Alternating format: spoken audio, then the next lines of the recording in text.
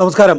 വയനാട്ടിൽ മുണ്ടക്കൈ ചൂരൽമല ദുരന്ത ബാധിതർക്ക് 178 വീടുകളാണ്, അല്ലെങ്കിൽ 178 ലോകോത്തര നിലവാരമുള്ള വീടുകളാണ് സംസ്ഥാന സർക്കാർ നിർമ്മിച്ചു കൊടുത്തിട്ടുള്ളത്. ഡിവൈഎഫ്ഐ എന്ന യുവജന സംഘടന 100 വീടുകൾക്കുള്ള പണമാണ് സംസ്ഥാന സർക്കാരിന് കൈമാറിയിട്ടുള്ളത്.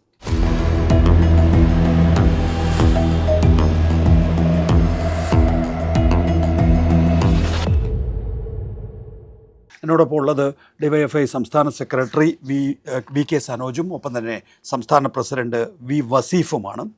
ആദ്യം ശ്രീ വി കെ സനോജ്, നമുക്ക് യൂത്ത് കോൺഗ്രസ് നേതാവ് അബിൻ വർക്കിയുടെ സൗണ്ട് ബൈറ്റ് കാണാം. ഡിവൈഎഫ്ഐ 20 കോടിയുടെ ബാങ്ക് അക്കൗണ്ട് ഞങ്ങൾ പറയാണ് 20 കോടിയല്ല കിട്ടിയത്, അവർക്ക് 30 കോടി കിട്ടി, 10 കോടി അവർ കൂട്ടടിച്ചു. ബാങ്ക് സ്റ്റേറ്റ്മെന്റ് പുറത്തുവിടാൻ അവർ തയ്യാറാവും. ഇതിനകത്തുള്ള ചോദ്യം എന്താണെന്ന് വെച്ചാൽ, നിങ്ങൾ 100 വീടിനുള്ള പണം CMDRFിലേക്ക് കൈമാറി എന്നാണ് പൊതുധാരണ. പക്ഷേ യൂത്ത് കോൺഗ്രസ് ഇപ്പോൾ പറയുന്നത് CMDRFിൽ നിങ്ങളുടെ പണമില്ല എന്നതാണ്. ഇക്കാര്യത്തിലൊരു ആശയക്കുഴപ്പമുണ്ടായിരുന്നു. സനോജിൻ്റെയും വസീഫിൻ്റെയും ഫേസ്ബുക്ക് പോസ്റ്റിൽ ഇക്കാര്യങ്ങളൊക്കെ വ്യക്തമായി പറയുന്നുണ്ട് എങ്കിൽ പോലും എങ്ങനെയാണ് ഈ കൺഫ്യൂഷൻ ഉണ്ടായത്? ഗവൺമെൻറ് ഞങ്ങൾ പണം കൈമാറുന്നൊരു ചടങ്ങ് സംഘടിപ്പിച്ചത് 2025 മാർച്ച് 24 തിരുവനന്തപുരത്ത് വെച്ച്. അതിനകത്ത് ബഹുമാനപ്പെട്ട മന്ത്രിമാർ, ആയിരക്കണക്കിന് ആളുകൾ പങ്കെടുക്കുന്ന ചടങ്ങാണ്. അപ്പം അതിനകത്ത് CMDRF എന്നാണ് നമ്മൾ പ്രതീകാത്മകമായി കൊടുത്ത ചെക്കിനകത്ത് രേഖപ്പെടുത്തിയത്. അപ്പോൾ CMDRF എന്ന് പറഞ്ഞ് ചെക്ക് കൊടുത്തിട്ട് നിങ്ങൾ CMDRFിൽ പണം കൊടുത്തിട്ടില്ലല്ലോ എന്നാണല്ലോ ചോദ്യം. പക്ഷേ ഞങ്ങളോട് പിന്നീട് മുഖ്യമന്ത്രി ഓഫീസ് അറിയിക്കുന്നത്, നിങ്ങൾ CMDRFിൽ പണം കൊടുക്കുന്നതിന് പകരം വയനാട് ടൗൺഷിപ്പുമായി ബന്ധപ്പെട്ട് പ്രത്യേക അക്കൗണ്ട് ഉണ്ടാക്കിയിട്ടുണ്ട്, അപ്പോൾ അതിൻ്റെ സ്പെഷ്യൽ ഓഫീസർ നിങ്ങൾക്ക് അറിയിപ്പ് നൽകും. ആ അറിയിപ്പ് പ്രകാരം ആ അക്കൗണ്ടിലേക്ക് ഞങ്ങൾ പണം കൊടുത്തു. ആ പണം കൊടുത്തതിൻ്റെ റെസീറ്റാണ് 20 കോടി കൊടുത്തതിൻ്റെ റെസീറ്റാണ് ഈ കാണുന്നത്. ഇപ്പോൾ നികേഷ് ഏട്ടാ, ഞങ്ങളുടെ കാനറ എൻ്റെ കയ്യിലുള്ള ബാങ്ക് സ്റ്റേറ്റ്മെൻറ്റായത്. ഇവർ ഈ ആരോപണം ഉന്നയിക്കുന്നവർ ഇവരുടെ സോഷ്യൽ മീഡിയ കോൺഗ്രസിൻ്റെ അതുപോലെ തന്നെ വലതുപക്ഷത്തിൻ്റെ ഒരു കനകലു ഓപ്പറേഷൻ നിങ്ങൾക്ക് അറിയാലോ. അവർ വലിയ രീതിയിൽ ഞങ്ങളെ അറ്റാക്ക് ചെയ്തുകൊണ്ട് ചോദിക്കുന്നത് എവിടെയാണ് ബാങ്ക് സ്റ്റേറ്റ്മെൻറ്റ് എന്നുള്ളതാണ്. ഇതാണ് ആ ബാങ്ക് സ്റ്റേറ്റ്മെൻറ്റ്. ഇത് ആർക്കും ഞങ്ങൾ കാണിച്ചു കൊടുക്കാൻ തയ്യാറാണ്. കൺഫ്യൂഷൻ വന്നിട്ടുണ്ടാവുക എന്നാണ് നിങ്ങൾ വിചാരിക്കുന്നത്? യൂത്ത് കോൺഗ്രസ് അങ്ങനെ പറയുമ്പോൾ അതെ, എവിടെയാണ് ആ കൺഫ്യൂഷൻ? അല്ല, അവരെ സംബന്ധിച്ചിടത്തോളം കൺഫ്യൂഷൻ ബോധപൂർവ്വം ഉണ്ടാക്കുകയാണ്. എന്നാലും അവർ സ്ഥാപിക്കാൻ ശ്രമിച്ചത് CMDRFിലേക്ക് ഞങ്ങൾ പണം കൊടുത്തിട്ടില്ല എന്നുള്ളതാണ്. സത്യമാണ്, ഞങ്ങൾ CMDRFിലേക്കല്ല കൊടുത്തത്. ഞങ്ങളുടെ അന്നത്തെ പത്രസമ്മേളനത്തിൽ അത് ദുരന്തമുണ്ടായി 31 തീയതി 2024 ജൂലൈ മാസം 31 ഞങ്ങൾ നടത്തിയ പ്രസ് മീറ്റുണ്ട്. അത് വളരെ ക്ലിയറാണ്. ഞങ്ങൾ അതിൽ പറയുന്നുണ്ട്, സർക്കാരുമായി ചേർന്നാണ്, സർക്കാരിൻ്റെ നിർദ്ദേശങ്ങൾക്കനുസരിച്ചാണ് സർക്കാരിൻ്റെ നിർദ്ദേശമാണ് ഈ കാണുന്നത്. സർക്കാർ നിർദ്ദേശിക്കുന്നത് നിങ്ങൾ പണം കൊടുക്കേണ്ടത് chief operating officer Wayanad township project ഇവരുടെ പേരിൽ എടുത്ത അക്കൗണ്ട്, അങ്കമാലിയിൽ നിന്ന് എടുത്തിട്ടുള്ള കാനറ ബാങ്കിൻ്റെ അക്കൗണ്ടാണ്. ആ അക്കൗണ്ട് നമ്പറാണിത്. അപ്പോൾ സർക്കാർ നിർദ്ദേശം എന്ന് പറഞ്ഞാൽ ഇതിനു വേണ്ടി പ്രത്യേകം ടൗൺഷിപ്പ് ഉണ്ടാക്കാൻ വേണ്ടിയിട്ട് സ്പെഷ്യൽ ഓഫീസർ നിയോഗിച്ചിട്ടുണ്ട്. അവർ നിങ്ങളുമായി ബന്ധപ്പെടും. അവർ രേഖാമൂലം എല്ലാം ഒപ്പിട്ട് അതെല്ലാം രേഖകൾ ഇവിടെ ഉണ്ട്. അതിൻ്റെ 1ാമത്തെ പേജാണ് ഈ കാണുന്നതാണ് MOUയുടെ 1ാമത്തെ പേജ്. അതെ, ഈ MOU ത്രികക്ഷിയാണ്. ഒന്ന് ഡിവൈഎഫ്ഐ, 2 സുഹാസ്, 3 ഊരാളുങ്കൽ സൊസൈറ്റി. അതെ, ഇതിൽ വേറൊരു കാര്യം കൂടി ഉണ്ട്. ഞങ്ങൾ 20 കോടി കൊടുത്തു എന്ന് മാത്രമല്ല, ഞങ്ങൾ ഈ ടൗൺഷിപ്പിൻ്റെ ഈ കൈമാറുന്ന ദിവസം 178 വീട് ഗവൺമെൻറ് കൈമാറുന്ന ദിവസം ഞങ്ങളൊരു സർപ്രൈസ് ഗിഫ്റ്റുമായിട്ടാണ് പോയത്. തീർച്ചയായിട്ടും അങ്ങനൊരു ഗിഫ്റ്റ്, അതിനെന്തായാലും 178 വീടുകളിലേക്ക് LED TV, ഗൂഗിൾ TV കൊടുക്കുമ്പോൾ ലക്ഷങ്ങൾ വേണ്ടി വരുമല്ലോ. അങ്ങനെ അതുകൂടി കൊടുക്കുന്ന ഒരു DYFIയെ ജനം ഏറ്റെടുത്തു. നന്നായി ഞങ്ങളെയൊക്കെ പലരും വിളിച്ചു. ഇത് കോൺഗ്രസിൻ്റെ പ്രവർത്തകരും അതോടൊപ്പം തന്നെ യൂത്ത് ലീഗിനെയൊക്കെ അനുഭാവികളൊക്കെ ഞങ്ങളെയൊക്കെ വിളിച്ച് അഭിനന്ദിക്കുന്നൊരു സാഹചര്യം ഉണ്ടായി. ഈ പ്രത്യേകിച്ച് ഈ ലീഗിൻ്റെയൊക്കെ പ്രവർത്തകർ അവർ കുറച്ച് വീട് കൊടുത്തല്ലോ, അവർ കോൺഗ്രസിനെ ആക്ഷേപിക്കുന്ന സാഹചര്യം ഉണ്ടായി. ഈ കോൺഗ്രസിനെയും കൊണ്ട് ഇങ്ങനെയും വാഗ്ദാനം ചെയ്തിട്ട് വാഗ്ദാനങ്ങളിൽ നിന്ന് പുറകോട്ട് പോവുക, പിരിച്ച പണം എവിടെ, പിരിച്ച ആപ്പ് എവിടെ, ഒന്നുമില്ല.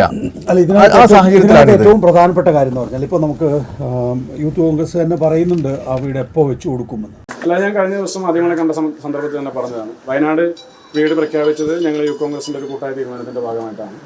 അതിൻ്റെ പ്രവർത്തനങ്ങളും ഞങ്ങൾ കൂട്ടായ തീരുമാനത്തിൻ്റെ ഭാഗമായി തന്നെ നടപ്പാക്കേണ്ടതാണ്. അത് ഞങ്ങൾ പ്രഖ്യാപിച്ച ഞങ്ങളുടെ കമ്മിറ്റ്മെൻറ്റാണ്. അത് ഞങ്ങൾ പൂർത്തീകരിക്കും. അതിൽ യാതൊരു വിട്ടുവീഴ്ചയുണ്ടായിരുന്നു. സർക്കാരിന്റെ വീട് വരുമ്പോൾ തന്നെ യൂത്ത് കോൺഗ്രസിന്റെ വീടും ഉണ്ടാവും. അതാണ് പ്രധാന ചോദ്യം. അതിന് മുമ്പും വരും. 770 കോടി രൂപ കയ്യിലിരിക്കുന്ന സർക്കാർ ഒരു കൊല്ലം കഴിഞ്ഞിട്ടാണ് ഒരു മാതൃകാ വീട് വെച്ച് കാണിക്കുന്നത്. മാതൃകാ വീട് നിർമ്മിച്ചു. എല്ലാ അധികാരമുള്ള സ്റ്റേറ്റാണ്. സ്ഥലം ഏറ്റെടുക്കാൻ, സ്ഥലത്തിന്റെ സാങ്കേതിക തടസ്സങ്ങൾ ഒഴിവാക്കാൻ, ഇനി പണം കൊടുക്കാൻ ഈ നാട്ടിലെ ജനങ്ങൾ മുഴുവൻ തയ്യാറായി നിൽക്കുന്നു. വിദേശത്തുൾപ്പെടെ ആളുകൾ തയ്യാറാകുന്നു. കർണാടക സർക്കാർ ഉൾപ്പെടെ സഹായധനമായി കടന്നു വരാൻ തയ്യാറാകുന്നു. അങ്ങനെ എത്രയോ ആളുകൾ സഹായധനമൊക്കെ പ്രഖ്യാപിച്ചിട്ടും 770 കോടി രൂപ അക്കൗണ്ടിലേക്ക് വന്നിട്ടും ആ പണം ഉപയോഗിച്ച് നാട്ടിലെ സാധാരണക്കാർക്ക് ഒരു ഉപകാരം സർക്കാരിന്റെ ഭാഗത്ത് ഉണ്ടായിട്ടില്ല. ഞങ്ങൾ സാങ്കേതികമായ ഒരു തടസ്സം കൊണ്ട് നിൽക്കുന്നതാണ്. അവിടെ ഭൂമി ഏറ്റെടുക്കുന്നതുമായി ബന്ധപ്പെട്ട് കുറെ സാങ്കേതിക പ്രശ്നങ്ങളുള്ള ഒരു പ്രദേശമാണ്. അപ്പോൾ അതുമായി ബന്ധപ്പെട്ട ചില സാങ്കേതിക തടസ്സങ്ങൾ മാറിയാൽ KPCCയുടെ ഏറ്റെടുക്കുന്ന സ്ഥലത്ത് തന്നെ യൂത്ത് കോൺഗ്രസിന്റെ ഭവനങ്ങളും ഉയരും. അത് ഞങ്ങളുടെ കമ്മിറ്റ്മെന്റ് ആണ്. ഞങ്ങൾ പൂർത്തീകരിക്കും. അപ്പോൾ വരുന്ന ചോദ്യത്തിന് അപ്പം രക്ഷപ്പെടാൻ മറുപടി എന്നുള്ള നിലയിലാണ് ഇപ്പോൾ ജെ ജനീഷ് പറയുന്നത് കേൾക്കുന്നത്. ഇപ്പോൾ അദ്ദേഹവും നിങ്ങളെപ്പോലെ തന്നെ ഒരു യുവജന പ്രസ്ഥാനത്തിൻ്റെ നേതാവാണ്. അപ്പോൾ നമ്മൾ ക്ലാസ്സിൽ വൈകി എത്തുമ്പം എന്താ വൈകിയെന്ന് ചോദിക്കുമ്പം അപ്പോൾ വരുന്ന നാവിൽ വരുന്നൊരു ഉത്തരവുണ്ടല്ലോ, പശു കുത്താൻ വന്നു എന്ന് പറയുന്നത് പറയുന്നത് വളരെ ലാഘവത്തോടു കൂടിയാണ് അതിനെ യൂത്ത് കോൺഗ്രസ് കാണുന്നത്. ഇവിടെ യൂത്ത് കോൺഗ്രസ് പിരിച്ച പണം എത്ര എന്നവർ പറയുന്നില്ല, കോൺഗ്രസ് പിരിച്ച പണം എത്ര എന്ന് പറയുന്നില്ല. അപ്പോൾ ബാക്കി സ്ഥലമെടുക്കൽ, അതിൻ്റെ മുകളിൽ തറക്കലിടൽ, ആ തറക്കലിൻ്റെ മുകളിൽ രണ്ടാമത്തെ കല്ല് വരുമോ എന്നുള്ള പ്രശ്നം, പിന്നീട് അതൊരു വീടായി മാറുമോ എന്നുള്ള പ്രശ്നം, ഗുണഭോക്താക്കളെ കണ്ടെത്തിയോ എന്നുള്ള പ്രശ്നം, ഇതൊക്കെ നമുക്ക് മാറ്റിവെക്കാം.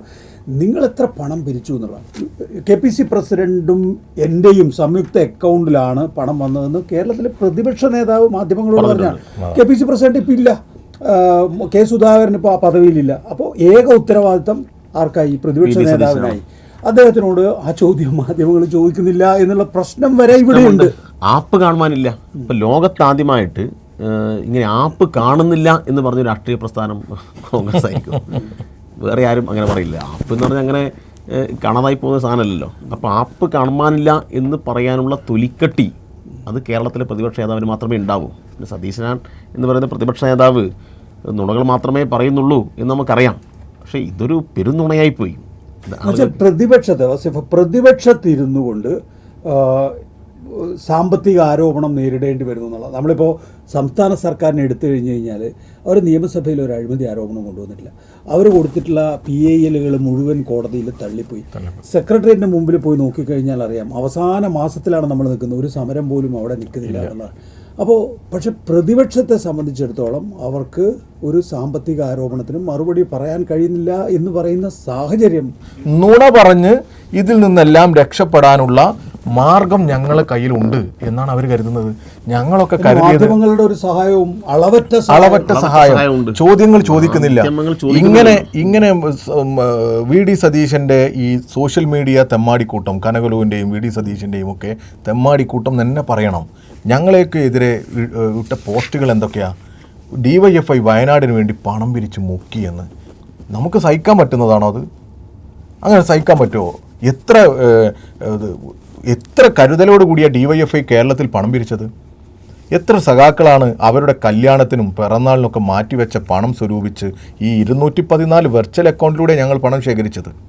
കല്ല് ചുമന്നില്ലേ DYFI? ചക്ക പറിച്ച് വിറ്റില്ലേ? തേങ്ങ പറിച്ച് വിറ്റില്ലേ? ആക്രി പെറുക്കിയില്ലേ? ഞങ്ങൾ അന്നൊക്കെ ആക്ഷേപിച്ചവരായി ഇവർ, ആക്രി പെറുക്കികൾ എന്നൊക്കെ പറഞ്ഞിട്ട്. പക്ഷേ പലയിടങ്ങളിലും പ്രാദേശികമായി ഇതൊക്കെ മാധ്യമങ്ങളിലൂടെ ഒക്കെ വാർത്തകൾ വന്നു. DYFI പണം സമാഹരിക്കുന്നതിനെ സംബന്ധിച്ച് നല്ല രീതിയിൽ ചില റിപ്പോർട്ടുകളൊക്കെ വന്നു. ചിലരെങ്കിലും അത് റിപ്പോർട്ട് ചെയ്തു. പക്ഷേ ഒരു ജനം എല്ലാ കാലത്തും ചർച്ച ചെയ്യപ്പെടുന്ന തരത്തിലുള്ള ഒരു പരിഗണന അല്ലെങ്കിൽ അതിൻ്റെ ഒരു വാർത്ത ഈ യുവജന സംഘടനക്ക് കിട്ടിയോ എന്നല്ലേ യഥാർത്ഥത്തിൽ ഇപ്പോൾ ചർച്ച ചെയ്യേണ്ടത്. സനോജ്, ഒറ്റ ചോദ്യം കൂടി. എന്തുകൊണ്ടാണ് നിങ്ങൾക്ക് സ്വതന്ത്രമായി, എന്തിനായിരുന്നു സർക്കാരിൻ്റെ സഹായം? നിങ്ങൾക്ക് സ്വതന്ത്രമായി സ്ഥലമെടുത്ത് വീട് വെച്ച് കൊടുക്കാൻ നിങ്ങൾക്ക് കഴിയുമായിരുന്നില്ലേ? ഈ കൺഫ്യൂഷൻ ഒന്നും ഉണ്ടാവില്ലായിരുന്നല്ലോ. ഞങ്ങൾക്ക് കഴിയും. പക്ഷേ ഞങ്ങളുടെ തുടക്കം മുതലുള്ള പ്രഖ്യാപനങ്ങൾ ശ്രദ്ധിക്കണം. ഈ 31-ാം തീയതി ഉച്ചക്ക് ഞങ്ങളൊരു ദുരിതാശ്വാസ ക്യാമ്പിൻ്റെ മുന്നിൽ നിന്നാണ് ഈ പ്രഖ്യാപനം. ആ ദുരിതാശ്വാസ ക്യാമ്പ് എന്ന് പറഞ്ഞാൽ നിലവിളികളാണ്. അപ്പം ഇങ്ങനെ നിലവിളികൾ ഉയരുന്ന ഒരു ക്യാമ്പിൽ പെട്ടെന്ന് രക്ഷിതാവിനെ നഷ്ടപ്പെട്ട കുഞ്ഞിൻ്റെ നിലവിളി, അമ്മയെ നഷ്ടപ്പെട്ട കുഞ്ഞിൻ്റെ നിലവിളി, ഇങ്ങനെ ആകെ ഒരു വല്ലാത്ത അവസ്ഥയാണ്. അപ്പോൾ അവിടെ ഞങ്ങൾ പ്രഖ്യാപിക്കുമ്പോൾ ഞങ്ങൾ വളരെ കൃത്യമായി ഞങ്ങൾ പറയുന്നുണ്ട്, സർക്കാരിൻ്റെ ദുരിതാശ്വാസ പ്രവർത്തനങ്ങളുമായി യോജിച്ച് സർക്കാരിൻ്റെ നിർദ്ദേശങ്ങൾക്കനുസരിച്ച്. എന്തുകൊണ്ടങ്ങനെ പറഞ്ഞത്? ഞങ്ങൾക്കറിയാം ഇത് ഈ ദുരിതം അനുഭവിക്കേണ്ടി വന്ന ആളുകൾക്ക് ഒരു ഔദാര്യമായി തോന്നേണ്ട കാര്യമല്ല. ഇതവർക്ക് സർക്കാർ കൊടുക്കുന്ന ഒരു അവകാശമായിട്ടാണ് തോന്നേണ്ടത്. ഞങ്ങൾ എല്ലാ കാലത്തും DYFI അങ്ങനെ ചെയ്തിട്ടുള്ളൂ. ഡിവൈഎഫ്ഐ നേരത്തെ എസ് കാലത്ത് ശർമ്മയുടെ കാലത്ത് അന്ന് കരുണാകരൻ എന്ന് പറയുന്ന കോൺഗ്രസിന്റെ മുഖ്യമന്ത്രിക്ക് പണം കൈമാറുന്ന ഏതൊരു ദുരന്തമുണ്ടായ ഘട്ടത്തിൽ ഡിവൈഎഫ്ഐ യൂണിറ്റുകളിൽ നിന്ന് പണം സമാഹരിച്ച് കൈമാറുന്ന ഒരു ചിത്രം നമുക്കിപ്പോഴും കാണാൻ പറ്റും. ഇപ്പം ഡിവൈഎഫ്ഐയുടെ നിലപാടതാണ്.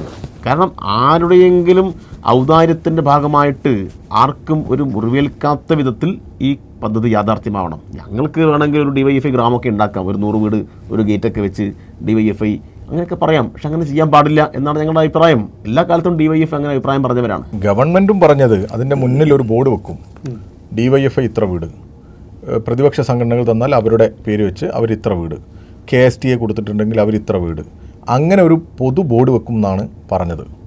അങ്ങനെ അത് അത്രേ ആവശ്യമുള്ളൂ. അതാണല്ലോ അതിൻ്റെ ഒരു ശരി. നമ്മളൊരു കൂട്ടായ്മയിലാണല്ലോ ഇതെല്ലാം നേടിയെടുക്കുന്നത്. അന്ന് ചാനലുകൾ പ്രക്ഷേപണം ചെയ്ത യൂട്യൂബിൽ ഇപ്പോഴും കിടക്കുന്ന ഞങ്ങളുടെ പ്രസ് മീറ്റ് ഈ പ്രഖ്യാപനം നടത്തുന്നത് ഇവിടെ അവൈലബിൾ ആണ്. DYFI സംഘടനാ പ്രവർത്തകരുടെ വലിയൊരു ഇടപെടലിലൂടെ കഴിഞ്ഞ തവണ നമ്മൾ ചെയ്തതുപോലെ തന്നെ DYFI പ്രവർത്തകർ അവരുടെ അധ്വാനത്തിൻ്റെ വിഹിതവും അതുപോലെ തന്നെ DYFI പ്രവർത്തകരുടെ വീടുകളിൽ നിന്നും ഒക്കെ ആയിട്ടുള്ള ഒരു സമാഹരണവും ഒക്കെ ആയിട്ടാണ് നമ്മളിത് ആലോചിക്കുന്നത്. ആദ്യഘട്ടം എന്നുള്ള നിലക്കാണ് ഞങ്ങളിതിങ്ങനെ 25 വീട് ഇപ്പോഴത്തെ ഒരു സാഹചര്യത്തിൽ ഇങ്ങനെ പ്രഖ്യാപിക്കുന്നത്. പൂർണ്ണമായും കേരളത്തിൻ്റെ ഗവൺമെൻറ് നടത്തുന്ന പ്രവർത്തനങ്ങളോട് ഈ പുനരധിവാസ പാക്കേജുകളോട് ചേർന്ന് നിന്നുകൊണ്ടായിരിക്കും ഞങ്ങളുടെ ഈ പദ്ധതി നടപ്പിലാക്കുക. അല്ല, ഈ ഗവൺമെന്റ് ഈ കാര്യത്തിൽ നടപ്പാക്കാൻ ഉദ്ദേശിക്കുന്ന പ്രവർത്തനങ്ങളുമായി ചേർന്നാണ് ഈ കാര്യങ്ങൾ നിർവഹിക്കുക. അപ്പോൾ 25 വീട് നിർമ്മിക്കാൻ ആവശ്യമായിട്ടുള്ള പ്രവർത്തനത്തിന് DYFI നേതൃത്വം കൊടുക്കും. കേരളത്തിലെ ഏറ്റവും പ്രധാനപ്പെട്ട പ്രതിപക്ഷ പാർട്ടിയായ കോൺഗ്രസ് എൻ്റെയും KPCC പ്രസിഡന്റിൻ്റെയും സംയുക്ത അക്കൗണ്ടിലാണ് പണം വന്നത് എന്ന് പ്രതിപക്ഷ നേതാവ് പറയുകയും ചെയ്ത സാഹചര്യത്തിൽ ആ പണം എത്രയാണ് എന്ന് പറയാനുള്ള എത്രയാണെന്ന് കേൾക്കാനുള്ള അവകാശം കേരളത്തിലെ ജനതയ്ക്കുണ്ട്. പിന്നെ ഒരു കാര്യം കൂടി നമുക്ക് പറയാനുള്ളത്, ഇത് ഉത്തരവാദിത്തപ്പെട്ട ഏതെങ്കിലും ഒരു കോൺഗ്രസ് നേതാവിന് ഒരു പത്രസമ്മേളനം വിളിച്ച് ഈ വയനാട്ടിൽ ഈ പുനർനിർമ്മാണ പദ്ധതിക്ക് DYFI ഒന്നും കൊടുത്തിട്ടില്ല എന്ന് പറയാനുള്ള ധൈര്യം ഉണ്ടോ എന്നാണ് ഞങ്ങൾ ചോദിക്കുന്നത്. ഒരു 10 രൂപയുടെ വിവരാവകാശം കൊടുത്താൽ നമുക്ക് ഏവർക്കും വിവരം കിട്ടുമല്ലോ. ഇതൊരു കൺഫ്യൂഷൻ ഉണ്ടാക്കുക മാത്രമേ ഉദ്ദേശിക്കുന്നുള്ളൂ. അത്രേ ഉള്ളൂ. അല്ലാതെ പ്രതിപക്ഷ നേതാവിന് ധൈര്യസമേതം ഒന്ന് ചോദിക്കാൻ പറ്റണ്ടേ? ഇങ്ങനെ ആക്ഷേപം വരുമ്പോൾ അദ്ദേഹം ചോദിക്കട്ടെ. കാരണം ഡയറക്റ്റ് ഒന്നും പറയാനുള്ള ഒരു ശേഷി കേരളത്തിലെ പ്രതിപക്ഷത്തിനില്ല. അതുകൊണ്ട് ഇങ്ങനെയുള്ള നുണകൾ ഇങ്ങനെ പ്രചരിപ്പിച്ച് ഒരു അന്തരീക്ഷം മോശമാക്കി അവർക്ക് എന്തെങ്കിലും നേട്ടമുണ്ടാക്കാൻ പറ്റുമോ എന്ന് ആലോചിക്കുക മാത്രമാണ് ഇവർ ചെയ്യുന്നത്. നുണകൾ കൊണ്ട് നേട്ടങ്ങൾ കൊയ്യാനുള്ള കോൺഗ്രസിൻ്റെ VD സതീശൻ്റെ ഒരു ശ്രമത്തിൻ്റെ ഭാഗം തന്നെയാണ് ഇതും. VK സനോജ്, V വസീഫ്, നന്ദി സഹകരിച്ചത്.